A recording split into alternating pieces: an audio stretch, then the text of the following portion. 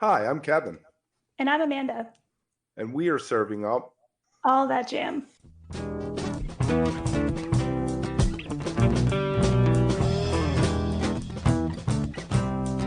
All That Jam, Quick Hit.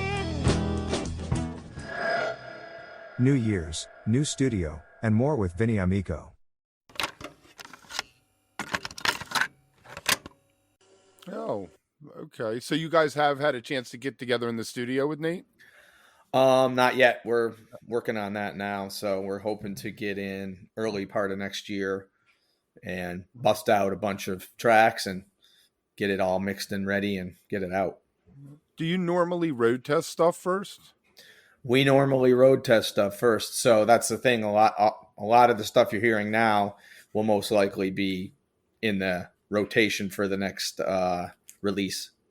There you go. Now, how do you think the keyboards are going to impact the sound in the studio?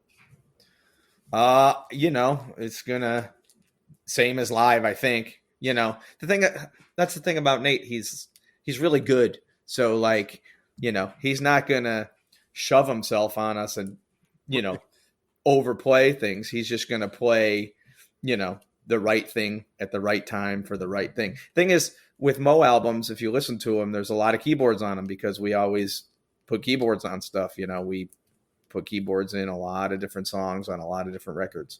So it's really not a far cry other than the skill and the quality of this keyboards and the sound and everything. So There you go. Do you guys have a label you're with, or do you do things on your own? we've been releasing stuff on our own for a while. It had been distributed through different things. So, basically the way it works is we record stuff, and then if someone wants to put it out, they can put it out. If not, it's really just how it gets distributed more than nobody's paying us to make records. I don't know if anybody pays anybody anymore to make records, honestly. I think, Yeah, I'm not sure how I that know. works. One of my favorite new bands, Gorilla Toss, Hmm. ended up getting on Sub Pop, Oh yeah. and I think again it ends up being most of that money is UL, Yeah. you know. Right. Right. Or they don't come up front with it. That's the thing. I think probably what ends up happening is band goes in the studio, pays for the recording, and then Sub Pop will distribute it, Right. So and they take really a aren't doing percentage any. of the distribution, and that's probably how. I don't know what their deal is, but the days of $1 million advances on, records is like long gone. Long gone, unless you're Yeah. Taylor redoing an album. Right, exactly. Well, those, Um, that's guaranteed sales. Fact of the matter is, it still isn't selling units. It's still mostly digital. right. How do you see that the industry has changed? You've been around long enough. Uh, in that way, exactly. Hard copy, unit sales and money like that is very rare. Most of your stuff is done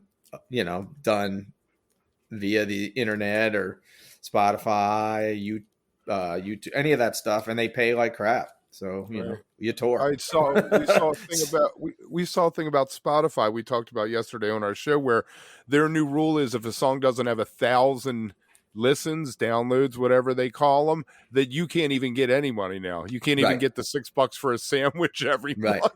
right, right. That's the thing. They pay like 0.004 cents a spin or something. It's like ridiculous. Their CEO makes a ton of money though. Musicians don't make squat. But what are you going to do? Release it on your own, and then your fan base are the only ones that see it. They Right. kind of have you over a barrel.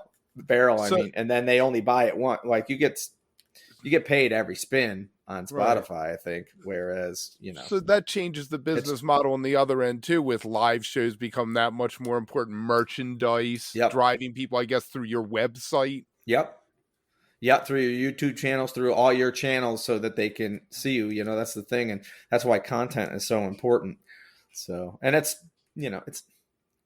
not tough, but it's a little tougher for old dinosaur guys like us because we, aren't savvy in the digital age. We're not in front of our phone all the time taking videos and doing this stuff and saying, we're going to be here, and we're just not. We still release vinyl too. That tends to sell pretty good. It's just that you do a couple thousand copies and not 50,000 or 20,000. Have you re-released No Doy yet? I think we did it a few years ago. I'm pretty sure we've done at least one re-release of it, or we might have done it. Something with tin cans, right? We just really, yeah, that was 25-year anniversary, so we did that, and that went over really well. We found some stock of a Fat Boy on vinyl and Sticks and Stones, so I know that got put into the merch store. I want to think we did a No Doy a few years ago, but I'm not exactly sure. I can't remember. I hear you. I always think of records as when you were a kid, you had your $10 and you could go buy the Judas Priest or the AC/DC album. And from that point on, you were team AC/DC or you were team Judas Priest because you didn't have $20 to buy both. That's right. Nowadays, you can listen to whatever you want. Right. And, then you knew the album as an album, and you knew how much time was in between each songs. And you could sing note for note everything, and you knew where your skips were, you knew everything. You knew where to change the tape over when you put it on a tape, all that stuff. None of it exists anymore. It's wild. It's a lost art. Yep. Making the album. We talked to this one guy, Jimmy Montague, and he was like, I don't want to have to tour. I wish I could just do studio. He's like, but it's impossible. It's impossible. Unless you have that 10 million downloads on Spotify. Yep. So, I don't even know how the studio guys make it unless they're just doing tons of work and still getting paid, like union scale or something. I don't know. Right. We've talked to some horn players who do like regional horn stuff. And like this guy, Alex, got called up to do the Lauryn Hill show. So you probably have to just bank your check for that But it's still, how much he gets paid for that gig, right? It's probably $250 a night. Really? It's not. Yeah, it's not. They're not paying. Much. No arena tour that you're hired musician. You're still just getting a day rate plus your sandwich per diem. Yeah. You probably get fed and you get a per diem and you get your a day rate. And I guess you have to optimize the opportunity with who you meet too. Sure. You impress the right person. You That's end right. up in the and right if he's a young guy, he's probably on freaking social media on his phone all the time in video, so he can get out there and get a million people following him and liking him. And he plays with Dumpster Funk. Oh yeah, I probably know who you're talking about. Trombone guy, Alex. Yeah. He makes whiskey stuff to make old fashions too. I know who you're talking about. We did that show with Dumpster Funk this summer. So. Yeah, that's a great side thing. So you got some shows coming up. Yes, we do. We have we got the Blue Star stuff this week actually, and then Mo is playing the Cap 2 nights, Capitol Theater, which we haven't been back to since we did the tribute to Chuck when he had just had his stroke, which kind of was the beginning of who we were going to have play in his place while he was recovering. And I mean, we didn't even know then. We didn't know what we were doing. We were just doing that for Chuck. So it'll be really, it'll be pretty emotional to get back into the Cap for sure. The last time, might have been the last time before that was when Rob returned from, recovering from cancer. So it's like, here we go again. So, and then we're playing Rochester for New Year's 2 nights at the Kodak Theater, which we've played at New Year's before, and we had a really great time. It's a beautiful theater. So sounds great. It's really cool. So, all right, you guys have been through a lot over the past few years. It's insane.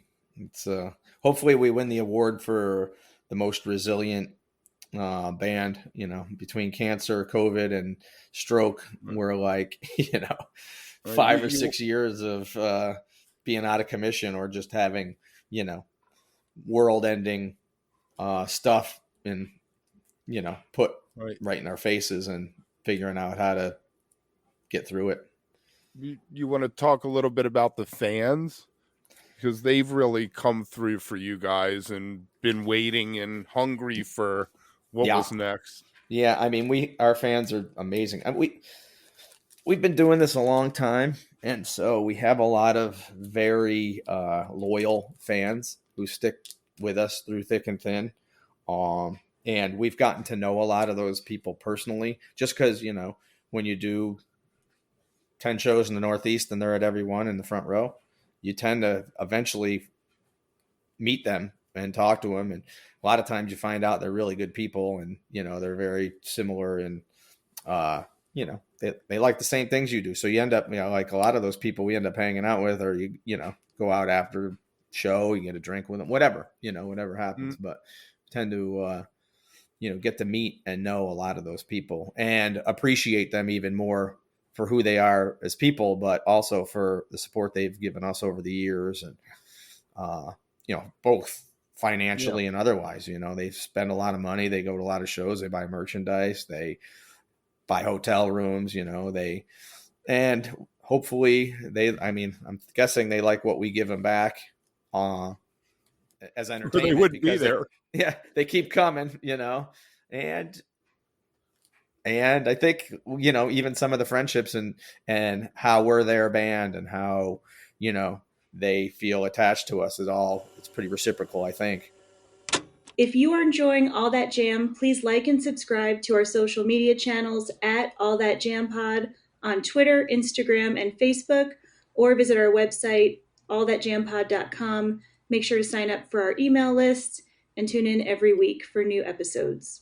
Also, look for full interviews on our YouTube channel. And remember, stay beautiful, but don't stay underground too long.